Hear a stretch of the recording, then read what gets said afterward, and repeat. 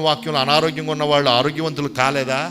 దేవుని వాక్యంలో నాకు వినబడతలేదు, నాకు కనబడతలేదు, ఎంత వాక్యం విన్నా కూడా నాకేమీ అర్థం కావట్లేదు, వాక్యంలో పండితులు అవ్వలేదా? అల్పుల్ని ఎన్నుకుంటాడట ఎవరినే సిగ్గుపరచడానికే. నాది అనే గర్వం కానీ, నాకొచ్చనే గర్వం కానీ ఏక మనసును అంగీకరింపనివ్వదు. సంఘములో, నీ కుటుంబములో నువ్వు తగ్గించుకుంటే నీ భార్య నిన్ను గౌరవిస్తుంది, నీ భర్త నిన్ను గౌరవిస్తాడు, నీ పిల్లలు నిన్ను గౌరవిస్తారు.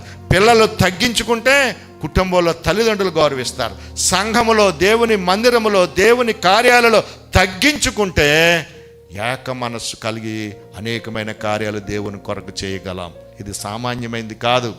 దేవుని వాక్యం మూలంగా పుడితేనే ఈ లక్షణం వస్తుంది. కనుక నేను నేర్చుకోవాలన్నా, నువ్వు నేర్చుకోవాలన్నా, దేవుని సన్నిధిలో కనబడాలి, సంఘములో ఉండాలి, సేవకుడు మాట వినాలి, సేవలో భాగ్యస్వాములు కావాలి. అప్పుడు మనకి ప్రేమ అంటే ఏమిటో తెలుస్తుంది.